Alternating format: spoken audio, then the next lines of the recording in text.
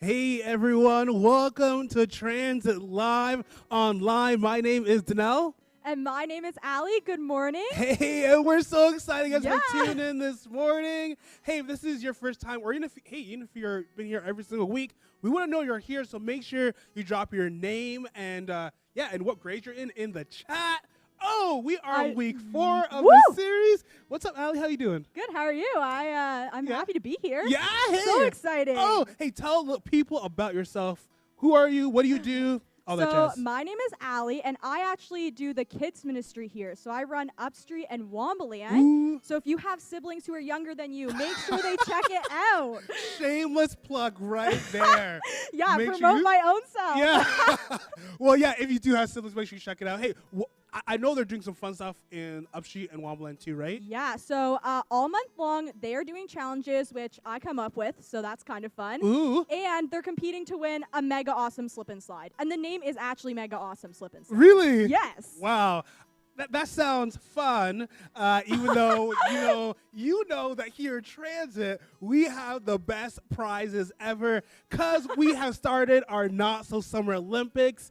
And, these prizes are just like, ooh, yeah, so good. I was looking at some of the prizes here, and I'm kind of jealous I'm not in transit. Yeah. Hey, well, before we continue, hey, let's just do some shout-outs. So if you put your name and your grade in the chat, we're going to say hi to you. So let's start from the top. Ooh. Who do we have here? Oh, sorry, my computer's being janky. Oh, that's do you want to do some names? Yeah, so we have, who do we have in here? Oh, we have Deborah. Hey, Deborah, what's going on? Nice. Hey, we have Jonas. What's up, Jonas and Stella? Good morning, guys. We have Jen. Jen's in the chat here. And Emma Walker. Oh, she's saying Nintendo Switch. She wants that prize. She does. Oh, guys, my throat is so dry from talking so much. Yeah. Oh, man. It's a real thing. Yeah, it is a real thing. It is a real thing. Hey, well, if you're new here, I want you to know that Transit exists to help students discover a faith of their own. And it's a place where you can invite your friends and your friends' friends. It's a place where you can have fun and just have a good time learning about God. Yeah, it's super fun to invite your friends. And if you are new here, we want to know. So you guys can head to the description below and click that link and fill out the form to give us your information, and we will send you some transit swag, which I kind of want. Yeah, actually, I think I want everything here. No, I know transit is bomb, but actually talking about new, hey, I want to do a shout out to Abigail and Ruben Smith. Yeah. Hey, welcome to Transit. We're so excited you guys have tuned in. They tuned in earlier this summer, and they are new, so I want to say what's up. Welcome. We're glad you're here. And also a reminder that after this, we are hopping into our Zoom rooms. Zoom rooms. That's Zoom rooms. Cool. It's going to be a fun time. Hey, we haven't done this in Zoom for a long time. We're actually going to give away a candy prize in Zoom. So make sure you tune in. I don't say you zoom in. Zoom in. That's pretty cool. Oh. Zoom in. Let's start that. Oh, man, these dad jokes. Make sure you zoom in and be a part of our Zoom call today. If you're wondering where the link is, it'll be dropped in the chat. Also, it's going to be in the description below.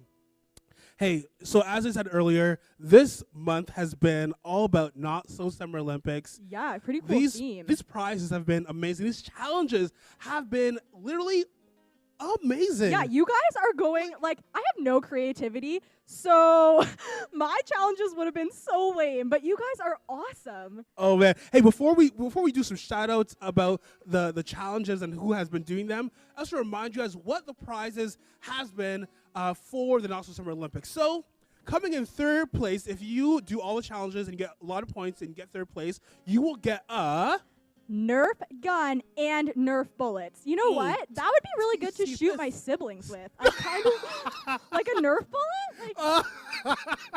Like sneak up and like. Well, clearly you come from a big family. Oh man. Oh gosh. And then coming in second place, you will get a water gun and a slip and slide. Not, your old grandma kind of water slide. A water slide? This is a slip and slide. You guys are getting a water slide now. It's not a tarp or anything. This is intense. So make sure you get all your points because the second place is a water slide and water guns. And then first place is a Nintendo Switch console and or a $350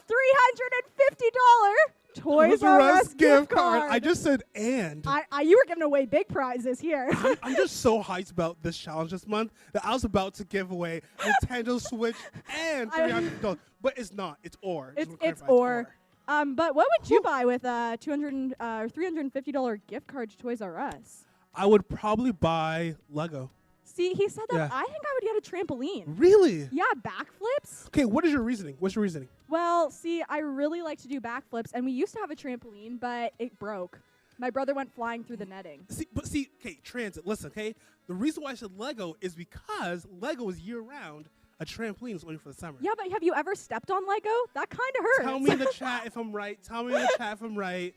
Clearly, it's just you if you step on Lego. But hey, let's do some shout outs about who did the challenge last week. So last week the challenge was to make a tower of marshmallows and sticks. So I just want to say, Simon Schmiel, you did a fantastic job. You did a very tall tower turned into s'more. Also the Brubeck girls, Kelsey, Lauren, and Julia. You made a very realistic church with pews and a pastor. Like, wow. Whoa. And Jonas Bowser, you did a very detailed tower using a small, medium, and big rainbow marshmallow. The rainbow marshmallows are cool. Very intense. And Michaela Williams did a really detailed pyramid with the transit flag on top. Wow. What? That's cool. And Stella V created a pyramid and spray painted it gold. You guys are really creative. And Noah Smeal created a really cool stop motion video of his tower. That's really cool. What? Like, what is, oh, man. Yeah. So good. Okay. And Abigail and Ruben Smith, you guys created a tower that was 3.5 feet tall. Like, wow. And Liv and Sadie McDonald, you guys created an Eiffel Tower. The Eiffel Tower, not the Eiffel Tower. I think that maybe you guys should all just submit your stuff to, like, the Ripley's Believe It or Not type things. Or submit your stuff in Danelle Sewell name. In my name. In your name. You want to take credit for it. I don't know. I don't think you guys should do that. I think you should. Hey, well, if you missed, we're going to post all of those pictures and videos from this week's challenge on our YouTube channel and on our Instagram and Facebook, so make sure you check it out there. But also, last week's challenge we posted on YouTube and on Facebook and Instagram, so make sure you check it out. It was super sick.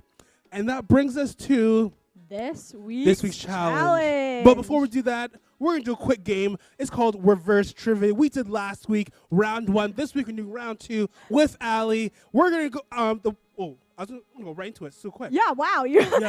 So basically, Reverse Trivia, we're going to ask each other questions.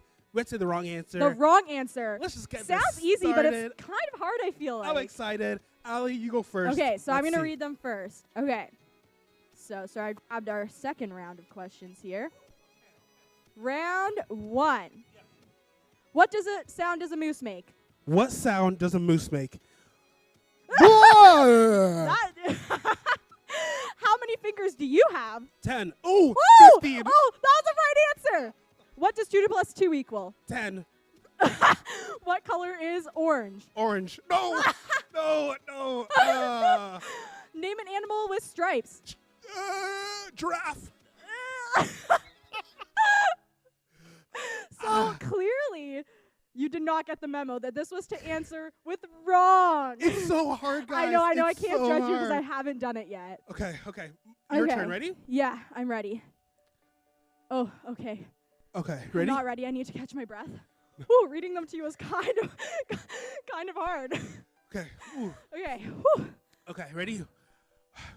How do you spell Canada? Bob. What color is grass? Not green. How do you spell yes? N-O. What does water taste like? Orange juice. And what is my name? Allie. Those are all. What is my name or what is your name? What is my name? Okay. Those are all wrong, but like still. Oh gosh. This is really hard. Like, the amount of like brain power it takes to say the wrong answer. Yeah. Because you're so used to saying the right answer. Like, I feel like I'm failing a math test or something. Oh, it is quite hard. It's very hard. Okay, you're next. Is it? Okay. Think that you're ready for this? Do you think? I don't know. I'm sweating buckets up here. It's hot. It's intense. It's intense. Like, I think because like we're just like woo, so intense. Also, this game is making me like really, really feel like I'm doing something wrong. Okay. Okay. Are we ready? Yes. Are we ready? Okay. What does USA stand for? USA. Oh, yes. Melbourne. What are the 2 languages of Canada? Cantonese. Two. What are Cantonese the 2? and Wally Wally. What color is my hair? Orange. Oh, no! It is orange. How many days are there in a year? 50. Yeah. Yeah. How many legs does a dog have? 25. I really would like to see a dog with 25 legs. I did a lot better this time, guys. Okay. I did a lot better this time. Wow, this is hard work. Okay. Ooh, this is harder than I thought. Okay, wrong answer. All right, ready? Yeah. This is round 2, our last round. What color is snow? Brown. What sound does a duck make? Moo. What is cheese made out of? Plastic. I was thinking of cheese No, whiz. but that's kind of true. Like I don't know. It's kind of true. Whiz, cheese strings. Yeah. Who is the main character in Harry Potter? Me. Did you know I was in Harry Potter? Did the Titanic sink? No. That's true, actually. No, it's not. I know. I think I won. I think I got them all. You did win. You did. You got literally every answer incorrect. I got every answer almost correct. Well, the hair one was funny because how many people have orange hair? And you said orange. Well, you're red, orange. Yeah, okay. We'll give you a half. Okay, well, hopefully that was funny for you as it was funny for us. But we're going into our challenge. Our challenge for this week. Guys, I'm talking so much. I'm coughing. Ooh. Okay, so our challenge for this week is super, super simple. I know, it's not. I think he's lying to you guys. It's by far our hypest and best challenge. I can't wait. Yeah. So this week, you have to create your own obstacle course. Did I say that correctly? Obstacle course there we is go. actually a really hard word to say. It is. So basically for us, today, I'm going to show you one. We're going to use hula hoops. There's candy, a lot going on over here. Lasers, laser cups, balloons, and marshmallows, of course, because, we've been using marshmallows every single week. You cannot stop using them. Yeah, I saw that you guys are using marshmallows in every challenge. Yeah, so I'm gonna go over there, do our obstacle course, and hopefully I can see yours this week. Okay, let's go. All right, guys. Woo. I've been training all week for this. Okay, so first, I want to go through the hula hoop using a spoon in my mouth, going through the lasers, not hitting any cups, and then I have to pop balloons by sitting on them, and then take marshmallows by blindfolding them and throwing them into the bag and picking the bag up with my mouth. Are you ready? Woo! Okay, I have a hula hoop since I was in middle school, so this is going to be rough. Okay, count me down. Go!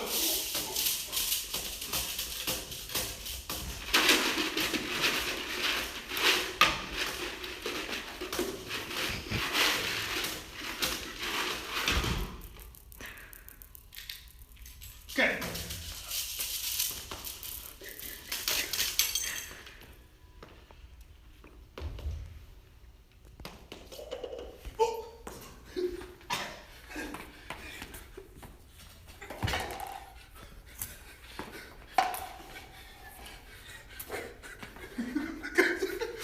I'm not that good at this.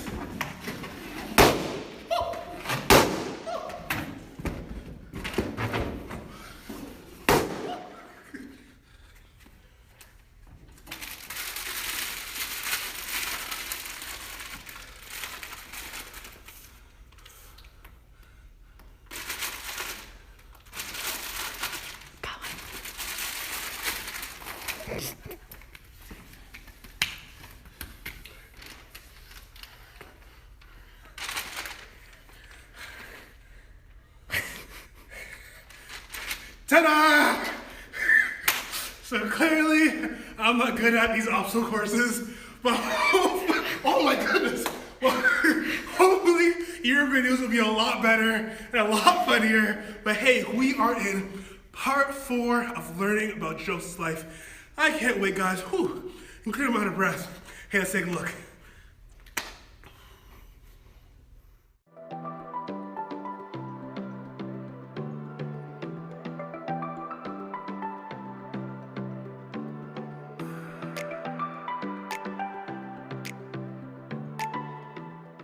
I'm so sorry.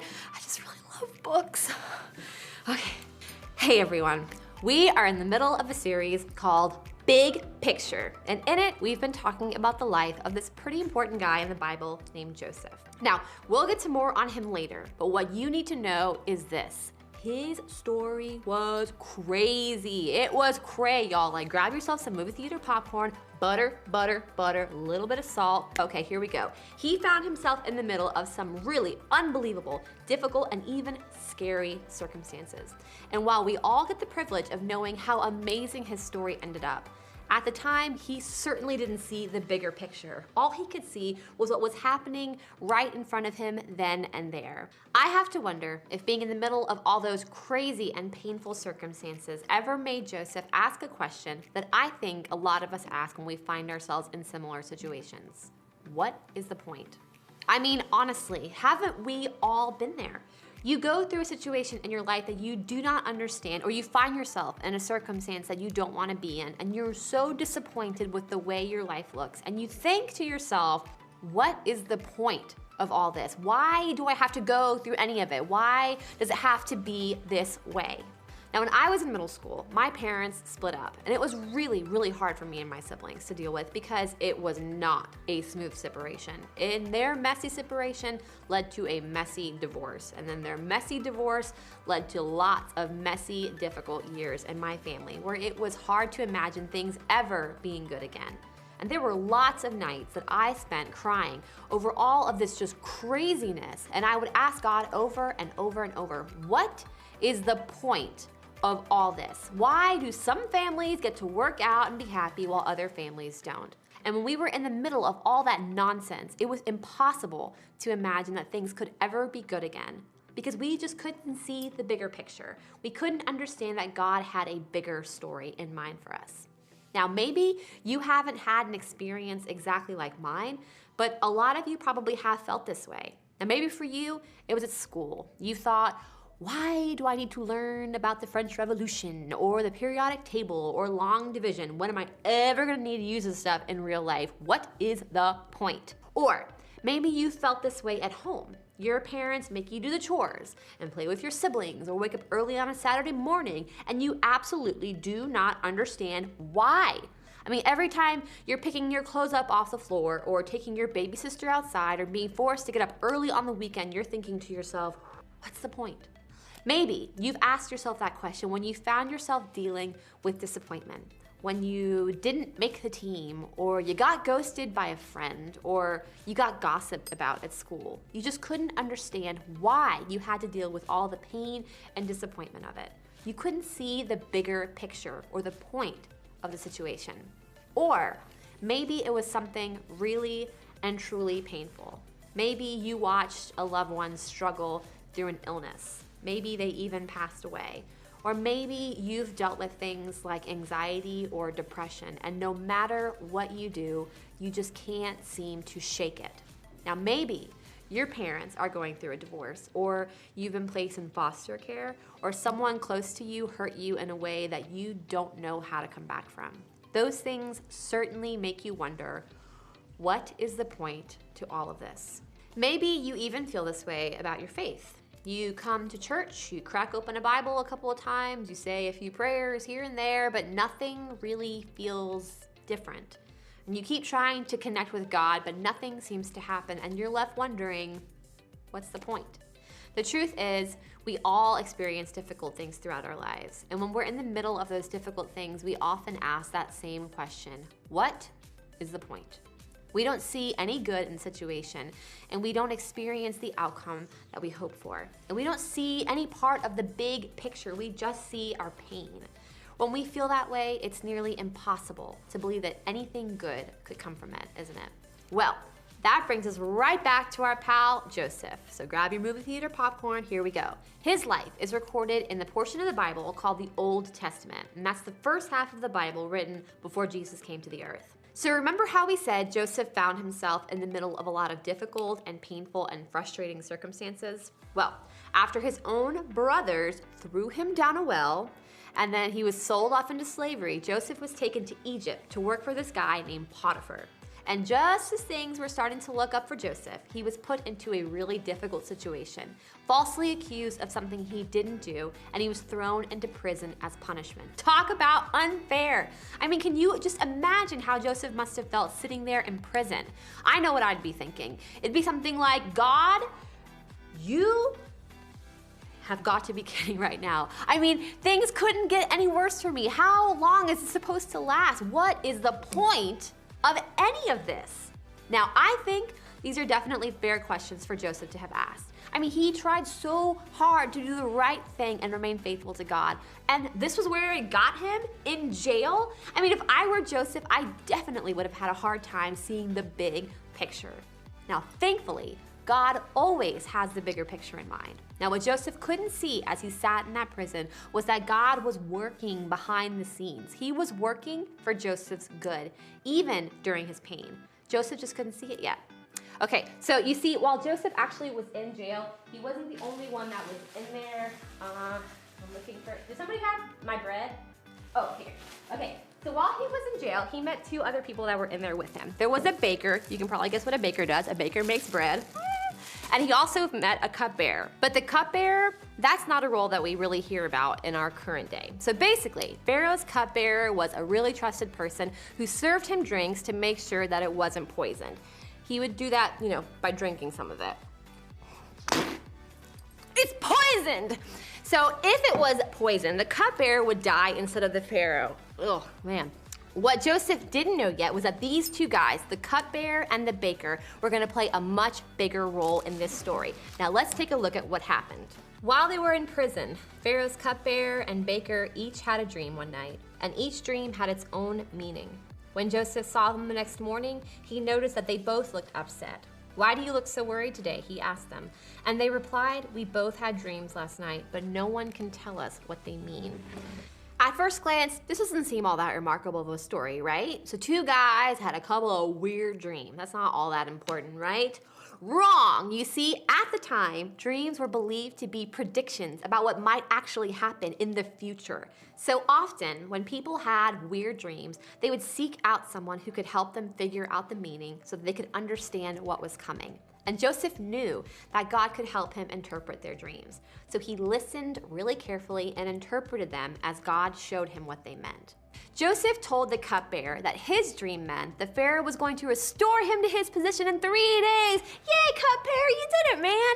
And then Joseph predicted that the baker's dream meant that in 3 days the Pharaoh was gonna kill him. Not great news. I would much rather be the cupbearer in this scenario, wouldn't you? Sorry, baker. Either way, after Joseph helped these two guys understand their dreams, he had just one request for the cupbearer. When he got restored to his position with the Pharaoh, he would mention Joseph and help him get out of prison. Let's take a look at what happened next. Pharaoh's birthday came 3 days later, and he prepared a banquet for all his officials and staff. He summoned his chief cupbearer and chief baker to join the other officials. He then restored the chief cupbearer to his former position so he could again hand Pharaoh his cup. But Pharaoh impaled the chief baker, just as Joseph had predicted when he interpreted his dream. Pharaoh's chief cupbearer, however, forgot all about Joseph, never giving him another thought. Okay, I think there are two really important things to note about this passage. First, everything God told Joseph would happen did happen. Really sorry, baker. And second, even after all that, Joseph was forgotten. The cupbearer didn't keep his word, and so Joseph remained in prison. I mean, can you imagine how hopeless Joseph must have felt after that? He probably thought this was his last chance to be released from prison. And we can only assume that once again, he found himself asking, what is the point of all this? pain and all this suffering. Nothing is ever going to change. And for a while, that probably seemed true. Because as the Bible tells us, it took a full 2 years for the cupbearer to finally remember Joseph. But Joseph didn't know everything that was happening, all that God was doing in those years. He couldn't yet see the bigger picture. I mean, can you really blame Joseph for probably feeling down about his situation? Can you blame him for not paying attention to the bigger picture that God was creating? I mean, he was in prison for 2 whole years. That's an incredibly long time to be wondering what God was up to. Think about it this way. Do you even remember what dances were trending 2 years ago? I mean, can you imagine being in prison for that long, feeling alone and forgotten? Well, that was the situation that Joseph was in. But 2 years later, the Pharaoh himself has a dream that no one could interpret. And it was then that the cupbearer finally remembered a guy he met in prison who was really good at interpreting dreams. And just like that, things turned around for Joseph. He got his chance. The Pharaoh called on him to interpret his own dreams, and God helped Joseph to do it. So let's take a look at what happened after that. Then Pharaoh said to Joseph, "Since God has revealed the meaning of the dreams to you, clearly no one else is as intelligent or wise as you are. You will be in charge of my court, and all my people will take orders from you. Only I, sitting on my throne, will have a rank higher than yours." Finally, after all of the struggle and suffering, after slavery and imprisonment and abandonment, Joseph finally got the good news that seemed like it would change his life for the better. And it was about time, right? But here's the thing. This isn't about Joseph finally getting good news. This isn't even about his happy ending or the nice promotion he got. It's about the bigger picture. What Joseph didn't realize during that time in prison was that God was writing the bigger story. Joseph didn't see that right there and then in the middle of that painful and difficult circumstance, he was positioned to do something great, something only he could do. Joseph's story was painful and filled with problems, but through those problems, God was creating a better future for Joseph. Joseph just had to be willing to trust that God could use him right where he was. That even during Joseph's pain and problems, God was working behind the scenes for his good. And the same can be true for you. We may never understand why we're dealing with the things we're dealing with or why we are facing our circumstances, but we can trust that just like there was for Joseph, there is a bigger picture for us. And while creating our bigger picture, God is working for our good. And that good may not always look the way we think it will. And it certainly didn't for Joseph. And we may never actually figure out why we had to go through the tough things that we had to go through. But when we trust God right where we are, we can trust that He's working toward what is best for us, even if we can't see it or don't understand it. In other words, when you can't see the bigger picture, trust that God is working for your good. So, how do we do that? Well, instead of struggling to find the point in our pain, how do we trust that God is working for our good? I think we can start with these steps. First, exercise faith. On a daily basis, and maybe even sometimes on an hourly basis, choose to believe and trust that God is good and that He has everything under control. In those moments when you don't feel like you believe or when the pain is just too much, say something like this over and over and over until you start to believe it. God, you are good no matter what, and you have everything in your control. Second, look for the good. Now, while you're in your difficult situation, it's normal to want to just rush past the problem. But sometimes when you pause and take a step back, you can actually learn something about yourself and others. And sometimes you could even grow in the process. And while you won't always see the ways that God is working for your good, you can still make a choice to look for it. And you can even look back on the times when God worked for your good, even when you didn't realize it at the time. Third, seek encouragement. When you lose sight of the truth that God is working for your good, lean into someone else. Ask them to tell you a story of when God was working for their good, even when they couldn't see the bigger picture. Use their experience to encourage you during difficult times. So remember, when you can't see the bigger picture, trust that God is working for your good. As you head out today, think about this. What's one situation in my life right now that I don't understand the point of? Still poisoned.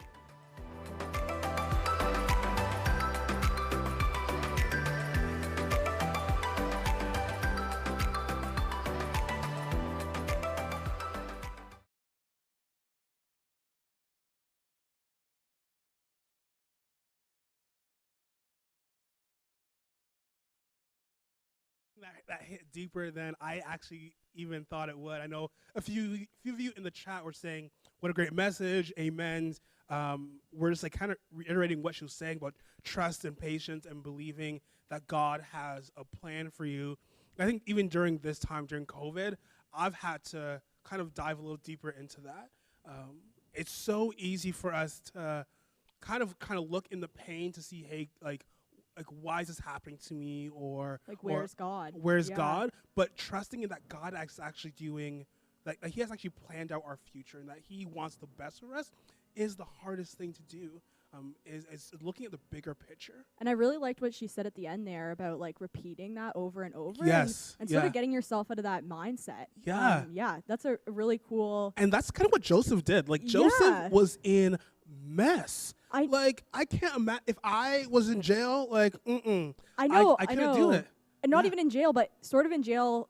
Not like it was wrong why he was in jail. Yeah. Like he was not actually like the problem. Yeah, he didn't do it. But he trusted and waited and was patient to hear from God. And when he got that dream to know that there's good coming out from what was happening, that was happening that was so bad, was like a really good. What's the word I'm looking for? Example to us of even patience. Just think about it right now during these times, like having that patience to know that God is going to be there. Yeah. Hey, what is there a time in your life where you've seen God show up either for yourself or for someone else? Yeah. In a bad situation? So in a bad situation, yeah. So for me, earlier this year, one of my really close friends, actually, her dad passed away. And that was a really tough situation where it's hard to see the bigger picture when that happens. But at her funeral, her mom and her brothers, they just praised God and just put everything like back to God. And so many people who showed up at her dad's funeral actually started to go to and attend church after that. And so when they hear stories about people who are attending church because of their father's funeral, it brings them to tears, because in that moment it was so hard to see what's the bigger picture that God is creating. But there is definitely a bigger picture. Like, so many people have re-engaged with church, gone for the first time, just because of this funeral. So it's a really cool story. Wow, that's I'm sorry to hear about your friend, but that's an amazing story to hear how God was showed up in such a really hard time. Yeah. Hey, my question for you guys is, where is God showing up in this time for you? In a time where it's easy to be negative and to be doubtful and to really be down on yourself, knowing you can't see your friends from afar, or you can't go places. Like, we are super lucky that we are in stage 3 finally here in Ontario. But what does it look like for you? Like, are you trusting God? Are you seeing the bigger picture of what you guys can do? And I have a question for you, Danelle, too. What's a situation like right now that you are kind of finding hard, but you know that it's actually going to be something really good? Yeah, COVID. Like, I don't know about you, but COVID has been something that's been so hard for me. Personally, I am an extrovert. I love talking to people. Oh, same. Yeah, transit has been one of the highlights of my week, because I get to meet with you guys online. I get to see people. But COVID has been one of those things where I had to really trust God and really just dive into the Bible and pray mostly every single day to really be, hey, God, I'm trusting you. I'm leaning into you. God, I need you to lead me. And that's been one of the best things so far, is being able to really rely on God. And He has opened up so many doors. Yeah. Like, I've gotten so much more closer to my siblings. Even though we're far away, like, I call them a lot more now, and we talk on the phone. Isn't that so funny that when you can see people, you don't actually think to reach out to them, and as soon as you can't see them, you miss them so much. It's like once that is like, you actually can't. Yeah. So I don't know who needs to hear this, but hey, go call your grandma. Go call your cousins. Maybe just because you can't see them doesn't mean you can't talk with them. Yeah. And they might just be waiting for that phone call. I know for me, one of the hard things about COVID has been my house is full, because there is 8 of us now living in my house. 'Cause 8? My brother came home from university. And so in the moment, I don't know about you guys, but if you have siblings, you know that sometimes siblings do not get along and there can be a bit of fights. And there was a bit of conflict when we're all in the house together. But I can see that there's a really good thing coming out of that, because it's extra time with my brother that we wouldn't have had if the virus hadn't happened. So it's kind of cool, but in the moment it was so hard to see the bigger picture. Like Wow. so hard when there's that many people there. Oh man, hey, I know we can talk probably for a really long time yeah. about what it looks like to look at the big picture and trust in God. And we're gonna continue this conversation actually in Zoom. So make sure that right after this, you click on the link that's in our description and you join our Zoom call. But hey, before we leave, just a reminder. Yeah, to follow us on Instagram and Yes. subscribe. Actually, it's really fun subscribing to channels. It's kind of cool. Yeah, and like this video also.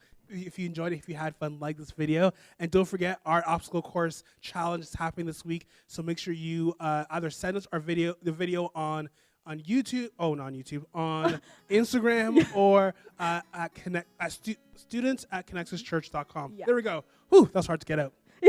Hey, Allie. What lengthy one? Yeah. Hey, can you pray for us before we head out? Yeah, I can definitely Sweet. pray for us. Dear God, I thank you so much that we can still meet in transit. And I thank you that I actually had the opportunity to hang out with all these amazing people here in transit. I just thank you that even when we can't see the bigger picture, you are always with us. And I just pray that we all have a great week. In your name, amen. Amen. Well, thank you guys so much for tuning in. And if you are new, don't forget to hit that link in our description, fill it out, and we'll send you some fun swag. It's always a good time. See you guys next Sunday. Peace out.